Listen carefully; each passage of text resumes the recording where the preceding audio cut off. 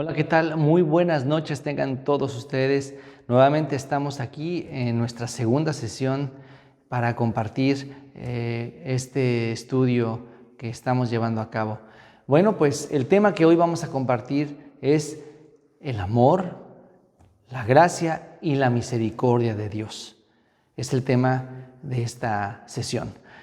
Y bien, vamos a ver primeramente un capítulo de la Biblia en el libro de Salmos 3:8. Acompáñame por favor para leer el libro de Salmo, capítulo 3:8. Salmos, capítulo 3, verso 8. Dice así, Salmo 3:8. La salvación es de Jehová, sobre tu pueblo sea tu bendición.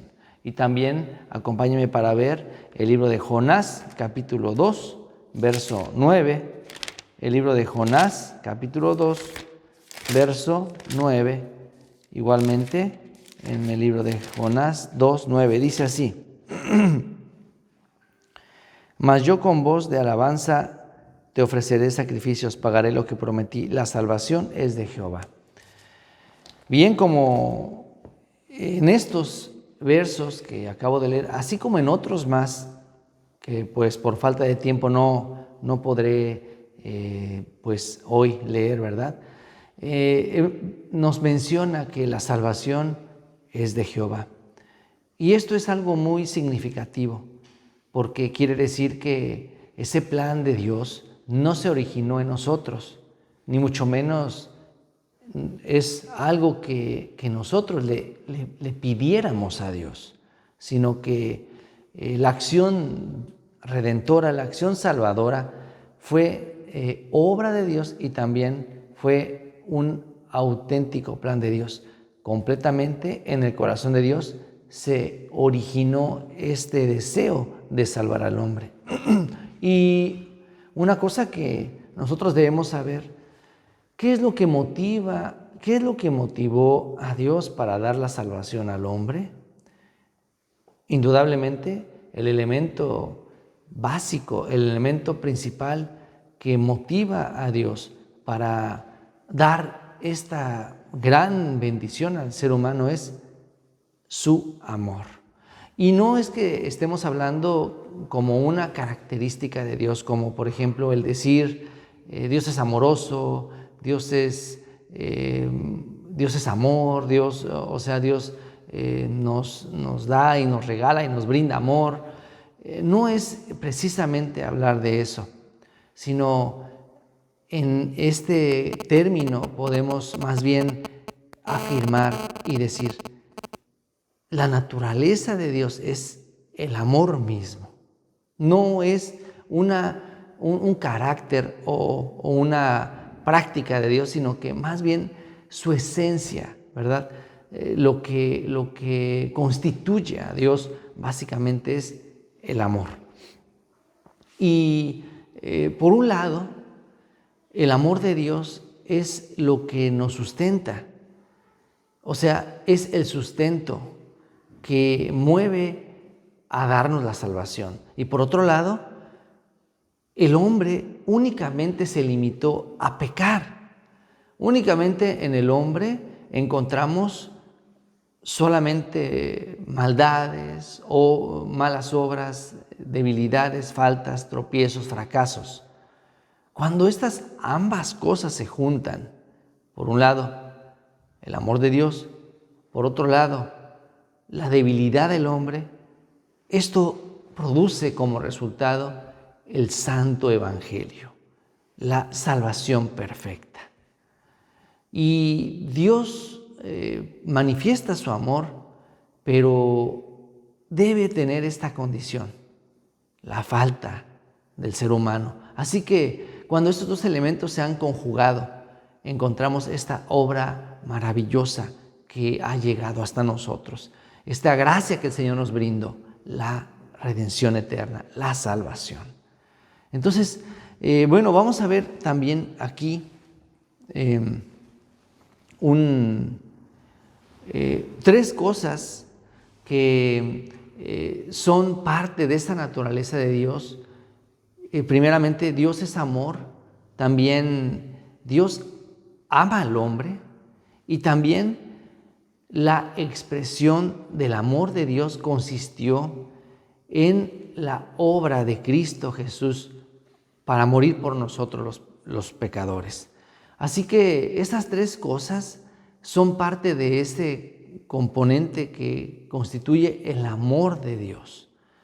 Y así, de esa manera, podemos ver varios textos de la Biblia que afirman esta gran naturaleza del Señor, que es algo que no puede modificarse. De hecho, nosotros vemos en el libro de Primera de Corintios capítulo 13, donde nos dice que Dios es amor. Y también ahí nos habla las características del amor. Dice que no miente, no todo lo sufre, todo lo cree, todo lo espera, todo lo soporta. Está hablando indiscutiblemente de lo que representa a Dios. No puede ir en contra de su naturaleza. Dios ama, Dios tiene amor, Dios es amor, todo lo que emana de Él es amor. Pero el hecho de pensar que ¿qué debemos hacer para que Dios nos ame?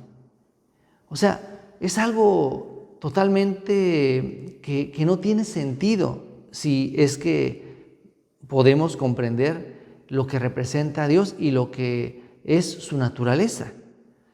Pero a menudo nosotros tenemos esa idea tan fija, ¿verdad? Y esa forma de pensar en la que pretendemos hacer algo para conseguir el amor de Dios. Pero si Dios es amor, entonces por naturaleza Él emana el amor. De manera que nosotros los seres humanos, por más que pensemos que queremos hacer algo para Él, para agradarle a Él, Dios por sí mismo tiene el amor, por sí mismo da amor, por sí mismo nos mira con amor. Digamos que Él no necesita que nosotros hagamos algo, ni debemos, por lo tanto, no debemos nosotros pensar que debemos hacer algo para que Dios nos ame, sino que ya es algo natural, es algo que Dios mismo ya en su naturaleza nos ha brindado y nos quiere manifestar. Más bien, nosotros no debemos interpretar o no debemos estorbar con nuestros pensamientos para no recibir este amor que el Señor nos ha manifestado. Vamos a ver, por ejemplo, en el libro de San Juan, capítulo 3, verso 16. Vamos a ver en el libro de San Juan, capítulo 3, verso 16. Dice así, este versículo que tanto nosotros repetimos y es tan conocido.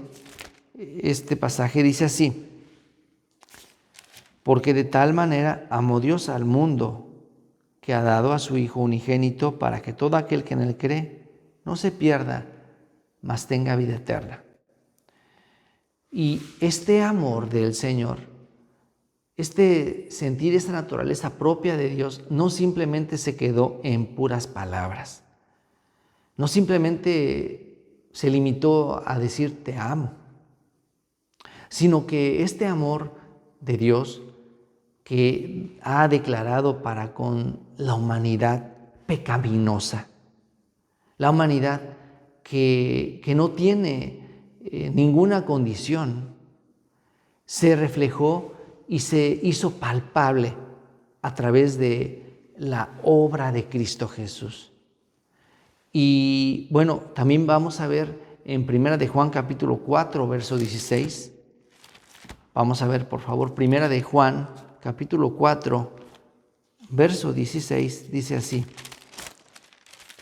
Primera de Juan capítulo 4, verso 16 nos dice: y nosotros hemos conocido y creído el amor que Dios tiene para con nosotros. Dios es amor, y el que permanece en amor permanece en Dios y Dios en él. Dios es amor, es su propia naturaleza. Pero no solamente este amor se quedó en palabras, sino que este amor se hizo real, se hizo palpable. Entonces, ¿de qué manera Dios nos expresó su amor? ¿De qué manera ese amor se hizo tangible? Supongamos que usted hacia una persona que ve en condiciones tan pues limitadas y tan difíciles, usted siente, o sea, quiere brindarle su ayuda, pero el hecho de que usted diga, yo te quiero, yo te amo, simplemente pues sería puras palabras, ¿verdad? No haría o no sería de gran ayuda, pero en ese momento usted, ese amor que siente o que dice tener para con esa persona, se manifiesta y se expresa a través de esa ayuda, a través de ese alimento, de ese vestido o esa ropa que usted le brinda a aquella persona que ve con gran necesidad. Pues si nosotros nada más nos hubiéramos quedado con las palabras de Dios, de decirnos que es amor, entonces simplemente hubieran sido nada más palabras esperanzadoras, pero no tendrían ningún efecto ni ninguna fuerza para con nosotros. Pero esas palabras se convirtieron en realidad a través de la obra de Jesucristo. Y por mucho que nosotros fallemos, podemos nosotros pues sentirnos culpables, podemos nosotros pues darnos cuenta, reconocer nuestra debilidad o admitir nuestras culpas, nuestros pecados, nuestros errores. Podemos desconfiar de nosotros mismos, pero no debemos, hermanos, dudar del amor de Dios. No debemos dudar de la naturaleza divina. Esta mesa es de plástico y yo le pego y el sonido que da es sonido de plástico, ¿no? No da un sonido de madera, es sonido de plástico. O yo lo rayo, sigue siendo plástico. Lo que yo haga hacia esta mesa es plástico. De la misma manera, la naturaleza de Dios es amor. Lo que yo haga, lo que yo sienta, lo que yo cometa, no va a alterar esa naturaleza divina. Dios no cambia. Dios fue, es y será el mismo. O sea, yo puedo dudar de mí mismo, yo puedo culparme, yo puedo condenarme, yo puedo saber que hice mal, yo puedo admitir todos los errores y fallas, pero no puedo dudar de que Dios es amor. Si usted lee el libro de Oseas, ahí nos dice que así como la lluvia temprana, así como el alba, todos los días sabemos que va a salir el sol, de esa misma manera la misericordia de Dios se manifiesta para con nosotros. No cambia, aunque digamos esas leyes naturales son permanentes y también son temporales, ¿verdad? O sea, no sabemos en qué momento, pero un día dejarán de ser. Pero es una manera de representar lo que es Dios, no cambia. ¿Quién duda que va a salir el sol? ¿Quién duda que va a volver a llover en tal lugar? Todos estamos seguros que eso va a acontecer. Todos estamos seguros que va a volver a amanecer, aunque en la noche está todo oscuro, pero sabemos, faltan unas horas para que el sol salga. Entonces, podemos dudar de nosotros mismos, pero hermanos, dudar del amor de Dios es algo que no debería ser de nosotros. No debemos admitir ese tipo de pensamientos y de corazón en nuestra vida. Vamos a continuar, hermanos, y ahora yo quiero explicar que este amor que Dios ha brindado a nosotros, esa naturaleza divina de Dios, no simplemente se quedó en puras palabras. El hecho de que se hayan hecho prácticas, el hecho de que se hayan vuelto tangibles a nosotros, a eso le estamos llamando gracia. O sea, el amor contiene gracia. Gracia es la expresión tangible del amor. De manera que la obra redentora de Cristo Jesús vino a ser gracia para nosotros. Usted ve, como hace un momento decía el ejemplo, ve a una persona que está pues en una situación de dificultad y usted tiene, siente deseo de apoyarle a esa persona. El hecho de darle lo que esa persona en ese momento le hará falta, eso es gracia que esa persona recibe. Entonces, la gracia es la expresión práctica de ese amor que Él nos ha tenido. Dios tiene amor y Dios lo representó a través de su gracia. Dios nos ha dado la gracia a través de la obra de Cristo Jesús para con nosotros. Su muerte, su sacrificio, su redención por nosotros vino a ser gracia que vino o que resultó del amor de Dios. Pero vamos a ver, por eso precisamente el apóstol Pablo dice en 2 de Corintios capítulo 13, vamos a ver, acompáñenme por favor, 2 de Corintios capítulo 13, verso 14. 2 de Corintios capítulo 13, verso 14. Sí, dice así: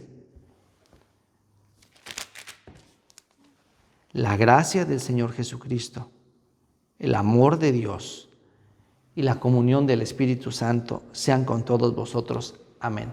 Fíjese que no dice la gracia de Dios, el amor de Jesucristo y la comunión del Espíritu Santo.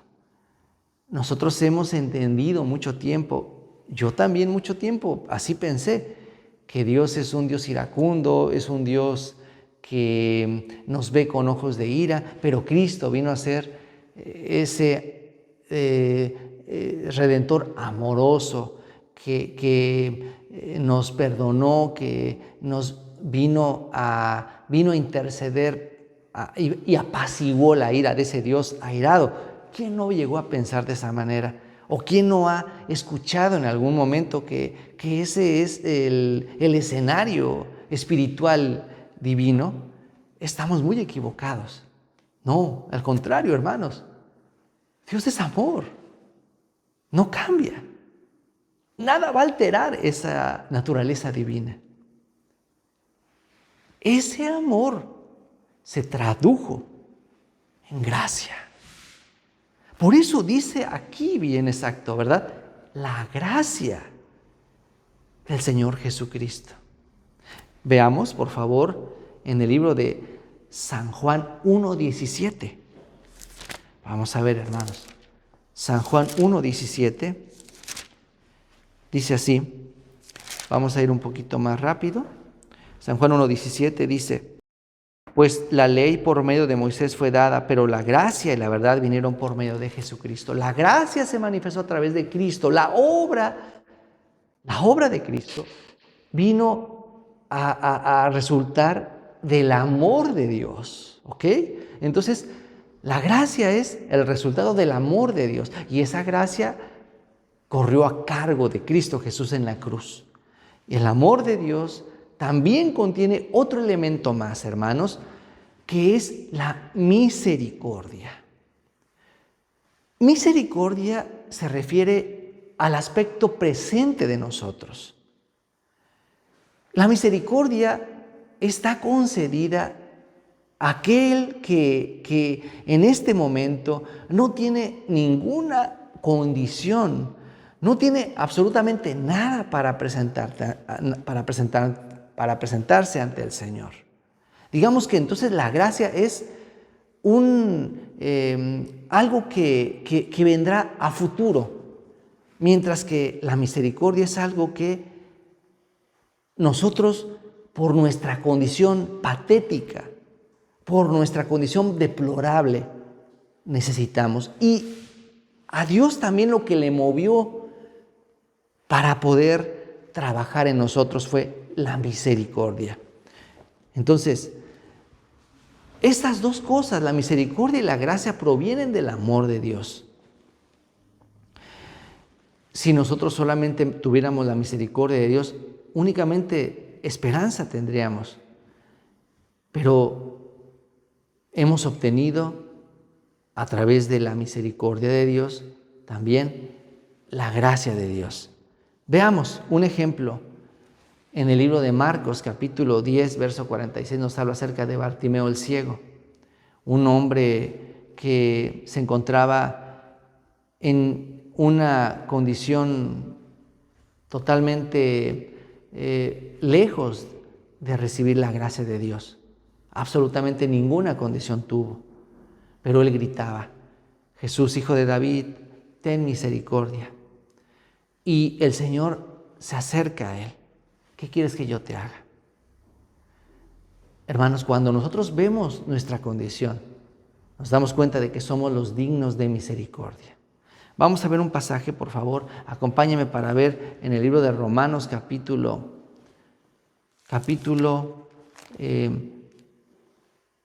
5, Romanos capítulo 11, verso 32, dice así. Romanos 11, 32 dice: porque Dios sujetó a todos en desobediencia para tener misericordia de todos. Y vamos a ver también, hermanos, en el libro de Primera de Timoteo capítulo 1, verso 13. Primera de Timoteo capítulo 1, verso 13.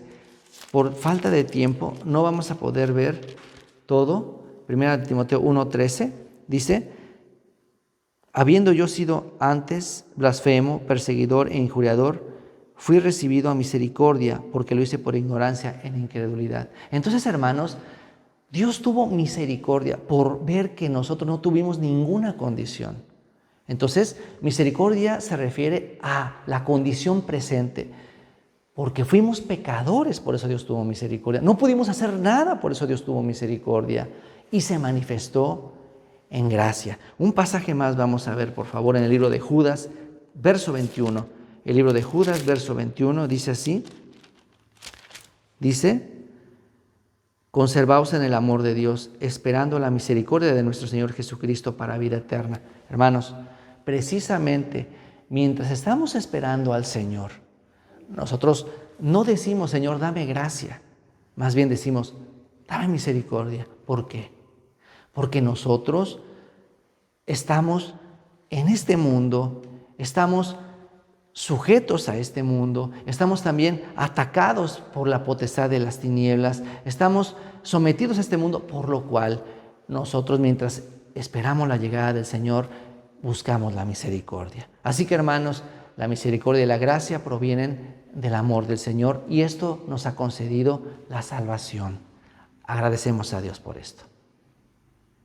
Terminamos.